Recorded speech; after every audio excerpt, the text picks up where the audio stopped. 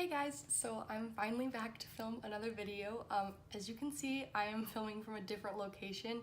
The last couple months have just been a little crazy moving back home from college, tests, graduation. I went to Israel for 2 weeks, so my life's been a little hectic, but I am back and hopefully I'll be filming a lot more new videos for you guys. So today we're gonna test out the new ColourPop No Filter foundation. I just got this in the mail, and so I'm going to test it out for you, show you how I put it on, do a full day wear test, and then let you know how it goes as we go along. So ColourPop just recently came out with a line of foundations and powders, and so I have the new foundation here today, and then I have the sheer pressed powder. And then I also have the No Filter Concealer, which is not new, but it's new to me. I've never actually tried it, so I'm really excited to try this out. I've heard a lot of great things about it. So, but we're gonna start with the foundation. So I'm just going to, I have pulled up on my laptop right here, so I'm just gonna read a little bit about it. So it's $12, which is really inexpensive. There's 40 shades, I believe. There's a whole range of shades, and then they have neutral, warm, and cool undertones. And so I feel like you'll probably be able to find something that'll match you. And if you can't, then it's only $12. You could buy two and mix them together and find your perfect shade. So that's really good. I went with shade Fair 30, which is described as a neutral foundation with pink undertones for fair skin tones. So sounds like me. I hope it's gonna match. It's really hard to match foundation online. So it says, oh no, it says developed for the selfie age. Is that what we're in? Are we in the selfie age? Oh God. It says, the oil-free, lightweight formula blends smoothly and is easily customizable to create the coverage you want. Build it up or sheer it out. It was developed with innovative soft blurring pigments to deliver true color while looking and feeling natural. The lockable pump is easy to use and keeps your routine mess-free. As always, 100% cruelty-free and vegan. And you get 0.85 fluid ounces, which is something to note. Most foundations, you get 1 full fluid ounce. I just recently tried out the new Dior foundation. This one I have right here.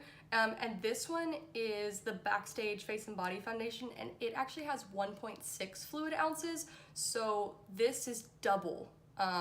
So I mean, it's more than twice the price, but it's just something to think about whenever you're thinking about, oh, $12 sounds really great, but you're actually not getting even a full ounce, if that makes sense. So this is what the box looks like. It's really cute. It's got like stripes on the sides, your shade on the top.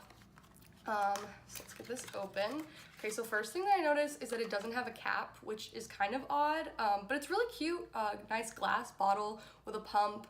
I heard a couple people saying that they thought that the stars on it were a little bit childish and made it look like kids makeup, but I think that that's just like ColourPop's thing. I mean, all of their stuff is very cutesy and very not childish, it's just their shtick, you know? And so I think that since it's a glass bottle, it doesn't look childish to me. If it were maybe like a plastic bottle or something, then yeah, like I could kind of agree, but I think it looks really nice. It looks really high end, apart from not having a cap, which is a little bit weird, but it did say that the pump, okay, so yeah, the pump like locks and unlocks. So let's just see what the color looks like. Okay, it's super liquidy. I don't know if you can see that like running down my hand. The color looks like it's gonna be okay. Might be a little bit dark for me, but what's new? I didn't think this through. I don't have any makeup wipes or anything. I'll be right back. All right, so I'm going to start off with some primer and then we'll get into the application. So I'm going to start with my L'Oreal Lumi Glotion.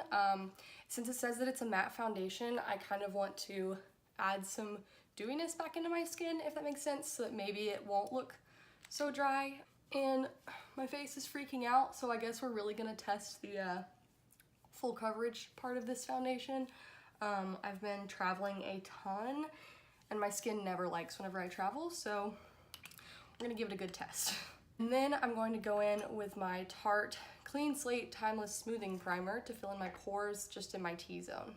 Whenever I purchased the foundation, they were having like a deal where if you spent $30, then you got a free brush, and so I did get this F16 brush from ColourPop, which I think it's really cute. I don't think that I'll actually like use it to blend out my foundation. I plan to use it just to kind of like apply it, and then I'll blend it out with a sponge. So I'm gonna start with one pump and see how far that will get me. I think I'm just gonna do one side at a time in case it dries really fast, because I don't want it to dry before I can blend it out. Okay, let's just see.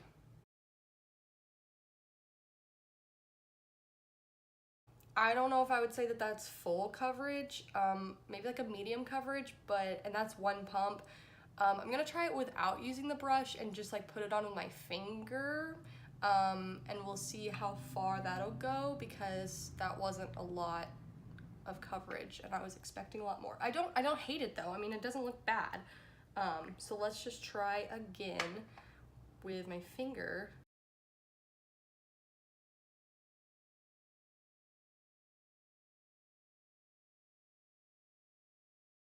Okay, so there is one layer. I can't really tell in this lighting. I'm not sure. I don't know how I feel about it. Okay, I'm just gonna like pull my mirror closer so if you can see it in the frame. I'm really sorry, but okay. I don't know. I feel like it kind of looks like it's sitting on top of my skin. Maybe it just needs some time to like settle in. Also, like it's not full coverage. Like you can definitely still see like right here my redness, like definitely the freckles on my forehead, which I will say it's very hard to cover those. Even like my most full coverage foundations, my freckles kind of show through, which I'm fine with. Like I don't hate it, but like it said full coverage and like I don't really see full coverage. Definitely like a solid medium. I don't know. Maybe I'm gonna try like adding a little bit more and see if I can build it up to full coverage. It said that it was buildable, so we'll see. And I know that it said for sheer coverage to use a sponge, and so I'm using a sponge, and that's probably why it's shearing out. So I'm not gonna like completely fault the foundation for that. It's probably partially my fault, I will admit. But I don't think this foundation would look very good with a brush. Like just looking at how it blends out, I think that it would show streaks a lot with a brush. Okay, wow, so even just that second layer already is adding a lot of coverage. Okay, there we go. If you're using a sponge, do 2 layers. Yeah, you can see that it's definitely the wrong color whenever I do that. We're just gonna blend that out and pretend like it's not happening. So this is with 2 layers, and it's really hard to tell. I feel like it's definitely one of those foundations that needs to like really sit and like sink in, and like be blended with everything else. But right away I can really see like I'm seeing pores that I didn't know existed. Like on my forehead I see a lot of pores, which I've never really noticed before. And then just like some texture, and there's just like some dark spots that like are still showing through, even though it's like it definitely is full coverage now. But like you can still see some of like the dark spots and like acne scars and that sort of thing. So I'm just gonna go ahead and move on. I don't want to like judge the foundation based on how it looks right now, because I'm never gonna wear it like just like this, obviously. So let's go ahead and move on to the concealer. So I have the concealer in the shade Fair 6, which is the 4th lightest shade. There's 30 shades of this concealer, including a white shade, which is really cool. If you want to use that for like as a base or to like lighten up other concealers, that's pretty cool. And this is $6, which is a good deal. So it has like a paddle applicator. Just gonna put it on. Okay, it looks like it's a good color. I don't know how much to use. We're gonna start with that and just blend it out. Okay, I really like this. This is really nice. It's very lightweight. Like I can't feel that at all, and it blended like seamlessly into the foundation. So I'm just going to do the other side, and then I'll probably add a little bit more just to combat the darkness under my eyes.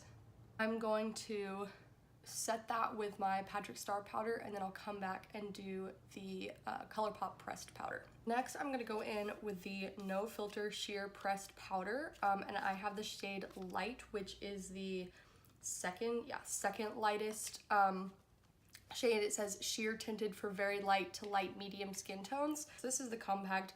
It's pretty cute. I think that, oh, that's cute. I like that the back is like colored.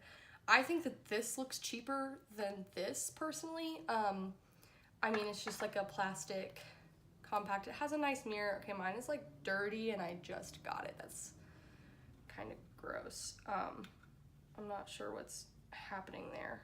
I don't know how I feel about the packaging. It looks a little bit cheap to me. It's just like plastic. It's pretty light, so, but I mean, it's only, well, it's $9, so if the product's good, then like, does it really matter that much? I don't know. So there's 6 shades, and it says, get easy on the go, fresh and flawless skin with this oil-absorbing, sheer buildable pressed powder compact. We're just gonna dust this all over my face where I didn't set with the Patrick Star powder. Okay, I can tell you right away that I already like the foundation more once it's set, which I always set my foundation, so that's fine with me. If you're not a person that likes to set your foundation, you probably won't like this foundation because it doesn't look good until it's set, in my opinion. It looks like this definitely, I can see like the blurring from this powder. I really like this actually. Sometimes it's good to have a pressed powder that has a lot of pigment because then if your foundation underneath doesn't have a lot of coverage, you can kind of build up the coverage with the powder. But at the same time, if you want to like reapply it throughout the day, then it's going to start to look cakey. And so since this is like oil absorbing, supposed to be buildable, I think they did a really good job with that, so that I think you could definitely reapply this and not look like you're piling on powder like really cakey.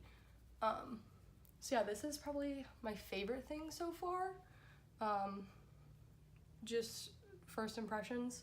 Hey guys, so I'm back. I have finished the rest of my makeup. My eye makeup was not supposed to turn out like this. I'm trying to play with more color, and so I tried to do like an all over blue look, and I looked straight out of an 80s dance video. So I used all of my like go-to products, that way like I wasn't trying anything new on top of it that would like skew my opinion, if that makes sense. And I went and looked at it in some different lighting, and it actually looked really nice. Like, I was really impressed with it. So I definitely see like the blurring effect. Like, I would definitely agree with that. It makes my skin look very blurred. It is very matte, but so far so good. I really like this. It is about 12:30, and so I'm going to wear this throughout the day, see how everything goes. I'll check in like a couple hours and let y'all know how it's doing, and then again at the end of the day, and I'll give you my final thoughts. So see you in just a bit. Hey guys, so I just wanted to check in on the foundation. So it's been on for about 3 hours now. Haven't really been doing much, just kind of hanging out around the house, doing some laundry. So I haven't really been giving it like a hardcore test, but so far it looks really good. I mean, I honestly think that it looks better now than whenever I very first put it on. And I kind of predicted that because it was kind of sitting on top of my skin. It's not like getting oily anywhere. Usually the first place that it'll break up is my chin and my nose. And actually my nose has been running a lot today. My allergies have been bothering me, and so I've been like trying not to wipe at my nose because I know that my foundation always breaks up on my nose, even whenever I'm not like wiping at it. So I've been trying not to touch it, but it actually, like, this is the least that any foundation has broken up on my nose so far. So we'll see how that goes throughout the day, but as of right now, it's staying really, really well. I think it still looks really good. So I'll update you again in a couple of hours. All right, so update. This went downhill really fast. I left the house to just go run some errands, and I got in the car and I was like, that's not what my foundation looked like in the mirror at home. So it looks a whole lot different. Okay, let's see. Oh, you're gonna get the real truth. It just looks really like, oh god, it looks really patchy, and like it's definitely come off of my nose. I don't really know how to describe it. It's just like sitting really weirdly. Okay, wait, let's see if we can get better lighting. It's sitting really weirdly on my skin. I'm definitely very oily. I got very oily, my swatches. I got really oily really fast, and I mean, granted, it is 101 degrees. I understand being oily because it's probably just sweat, but also like, I don't know, it looks gross, like especially on my like upper lip, which is really gross. I don't know, I'm not a fan. I'm really sad. It was going so well, and then all of a sudden it just started not going so well. I mean, like, it's not terrible, it's not the worst, but like, I don't know if I would really wear it again. I mean, I'll probably wear it again to give it another try, but so far I'm really unhappy with it. I feel like as soon as I stepped out into like the heat and like into the real world, like it kind of went bad, and I feel like it's not long wearing if it's only long wearing like inside of air conditioning. Does that make sense? Oh, I'm upset. I wanted to like it so much, but I don't know, it's just not doing it for me right now. We'll see. It is 4:30 right now, so this has literally only been an hour. Like, I'll check back in probably like 2 hours before the sun goes down, and we'll see how everything's looking. Hopefully we can salvage this, but I don't know. I'll see you guys in a little bit. So it's about 6:30, so I've been wearing this foundation for about 6 hours. I don't like it. I wanted to like it so bad. I really did. It's not the worst.